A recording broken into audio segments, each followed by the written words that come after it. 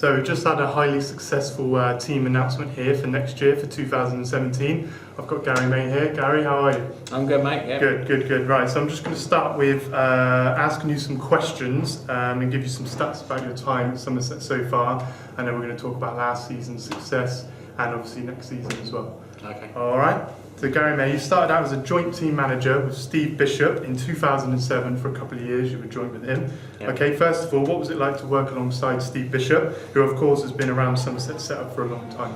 Well, it's awesome, wasn't it? You know, you learn a lot of Bish and that, and you know, he tells the riders with the engines and everything like that. And no, it's a really good time. Yeah, good. So, what is it you do outside of Speedway? I'm a builder outside of Speedway. Obviously, I don't get paid for Speedway, but I don't mind because I just love it. And that's the way it is, you know. If Speedway could pay me, then it'd be all right, but it can't afford, so my building covers my money. So, talking about Speedway, what is it that got you into Speedway management? Into Speedway management, well, when I come here and in 2007 with Mike Golden, and I helped Steve then. You know, I went to all the meetings, home and away. And then Steve couldn't do a couple of meetings, so I took charge. We won the Knockout Cup that year. Steve let me finish that off because I think he had an accident on the way to the pairs, and then we went against Reading, Rye House, and then we made the final and we won against Worthington. So that's my first bit, and then I went on to do the Buccaneers. In 2009, 2010, Matt Ford asked me to do the Buccaneers. We won the league and the Knockout Cup that first year, and then the second year we obviously got knocked out of the playoffs. We lost the Knockout Cup. And then I just come back here with Bish, and then obviously Bish couldn't take over, so I think it was 2012 or 2013, took full control of the team, building it. You know, Debbie and that said, Gary, you go and build the team, and then, you know, you can see what success I've had. We're going to talk about that in a second anyway. So now I'm going to go through some stats that you've obviously occurred during your time, that obviously you and the fans would like to hear. I'm not sure if you've heard any of them before. So since you have been in sole charge of the team from 2010 till now, you have taken charge of over 228 meetings altogether. You have won 153 of those meetings. You've drawn 9 and lost only 66 meetings of the 228. That gives you a win percentage of 67.11%, which is quite good in itself. And also, since you've been in charge, since 2010, you've had 29 different riders that have ridden for you. So the question out of that is, out of the 29 riders, which rider during that time has exceeded your expectations during the season? Cool, that's hard, isn't it? There's a lot to choose from. There is. Well, 2013 was a good year when we won the league. Obviously, Jason Doyle was awesome. You know, he went out and done his job every meeting. He won, and then got the boys going. So Jason Doyle was really good. And as we go down, you know, you've got Josh Kazonic, awesome as well. You know, he's been a brilliant captain. Really gets the riders, you know, talking to them and getting them going. You know, he's really good as well. And then, like this year was Rowan, who come on board, and I think the track change done him the world of good, you know. And I think Rowan will kick on. Down the lower end, maybe when I got Charles Wright from Buxton, and we went on and won the league 2013. You know, it was a good move. You know, I'm very sorry with Stefan Nielsen and that, but you know, I had to make the change, and obviously it worked out because I went on and won the league. So I'm now going to list all of the team honours you've won since you've been in sole charge of the club. Alright, so you started off 2012, you won the League Cup. In 2013, obviously the team won the Premier League Championship, the Premier League Pairs and the Premier League Knockout Cup. In 2014, the team won the Premier League Fours and the Premier Shield. 2015, they won the Premier League Knockout Cup. And finally, in 2016, as we know, the team won the Premier League Championship, Premier League Pairs and Premier League Cup and Premier Shield. So the question for that is, how do you keep that winning mentality going year on year? How do you keep it going? When you build a team, you must build a team with an out-and-out number one, and then riders to back that number one up, because the number one rider cannot do it all the time. You know, he cannot have that pressure on him. So the way I build a team is like an out-and-out number one, and then back him up with, like, you know, 2 decent riders, and then just fill the others in, and always try and get a good reserve. Because reserves will win your meetings. You know, like the last 3 years, we've ridden with a 6-man team. You know, and number 7 really hasn't got me many points, but it's worked. So we're going to talk about the 2 Premier League Championship winning years. So 2013, 2016, which championship was more satisfying for you? It's tough, but maybe this year was good. You know, because it's been an awesome season. You know, we won all them trophies in the pairs. Not a lot of people thought we were going to do anything. You know, some people had us down not even making the playoffs. But we went on a nearly 20 match unbeaten run, you know, and then boys wanted it. And, you know, like I said, we spoke towards the end, we had a good meeting with the riders, and we said, let's not let it go. And, you know, all 7 of them rode brilliantly, even the guests we had. So we're going to talk about the 2016 season now, which we just spoke about. First of all, I want to ask, when you put the 2016 team together, did you believe they could achieve what they did? Obviously, with the 20-match unbeaten run, which included 8 away matches and 12 home meetings. No, I didn't. I thought the team would be good. Because, like I said, I looked at a lot of Jake Allen's racing in Australia. I knew he could get around Somerset, you know, with the tracks there.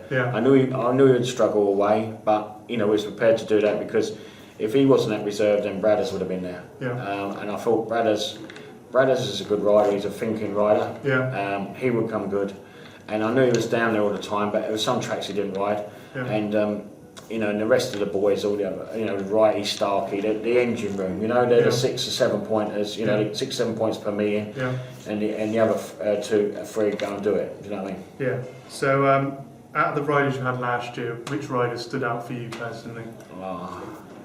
Another tough thing. I think Josh Gazonic. He wanted to win. He was an awesome captain.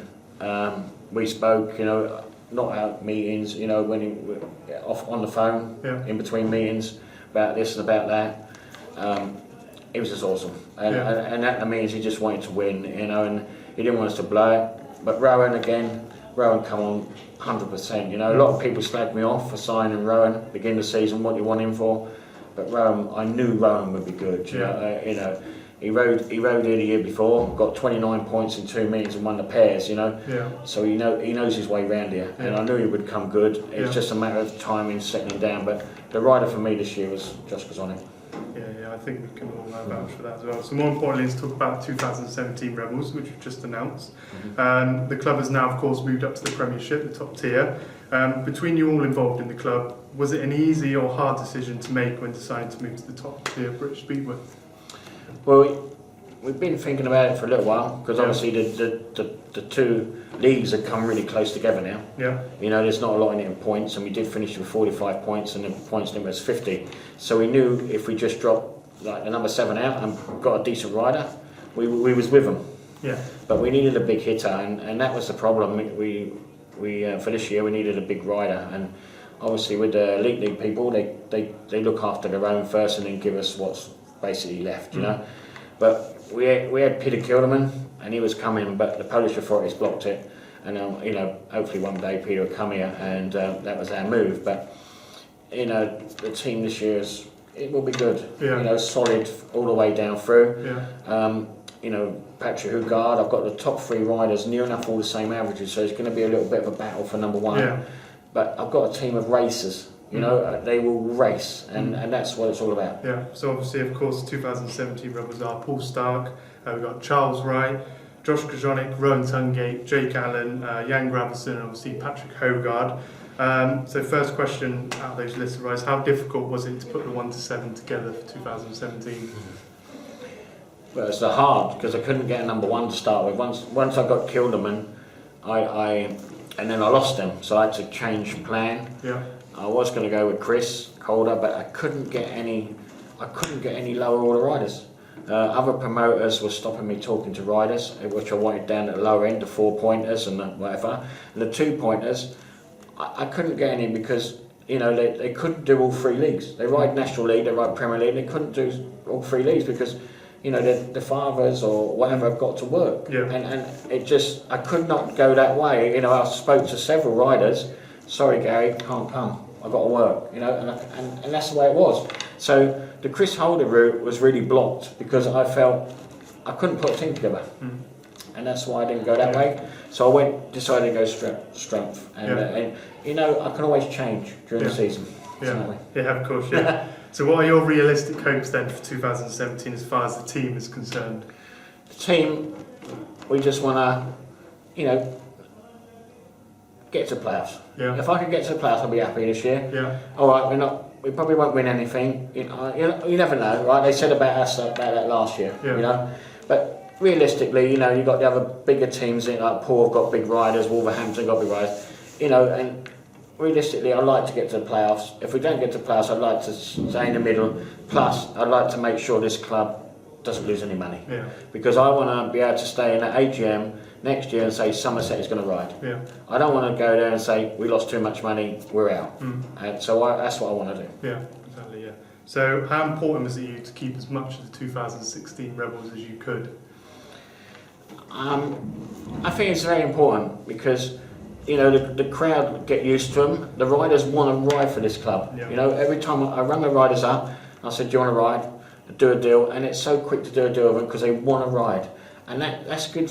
You know, even when I spoke to Jan Gravison, you know, he wants to ride for Somerset. You know, and the vibes I got from him in the conversation, it was good. Yeah. Do you know what I mean? So they want to race. You know, it's like Patrick Hugard. He wants to ride for this club, so that's why he signed.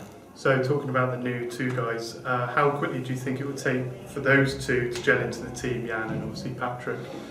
I think maybe Jan might be a little bit harder for him, but you know, if he can beat the 2 pointers or do a job for me at reserve, I'll be quite happy with that. Yeah. Patrick, I don't think it'll take him long because he's a professional, and Danish riders have immaculate machinery. Do you know what I mean? And they don't mess about.